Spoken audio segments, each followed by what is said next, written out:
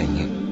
جو لوگ اللہ پر ایمان نہیں لاتے اور آخرت کا انکار کرتے ہیں، میں نے ان کا مذہب چھوڑ دیا ہے اور میں اپنے باپ دادا ابراہیم اور اسحاق اور یعقوب کے مذہب پر چلتا ہوں۔ ہمیں شایع نہیں ہے کہ کسی چیز کو اللہ کے ساتھ شریک بنائے۔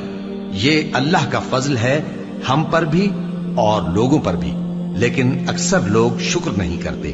اے میرے قید خانے کے رفیقو، بھلا کئی جدا جدا آقا اچھے یا اللہ جو اکیلا ہے سب پر غالب ہے؟ جن چیزوں کی تم اللہ کے سوا پرستش کرتے ہو وہ صرف نام ہی نام ہیں جو تم نے اور تمہارے باپ دادا نے رکھ لیے ہیں۔ اللہ نے ان کی کوئی سند نازل نہیں کی۔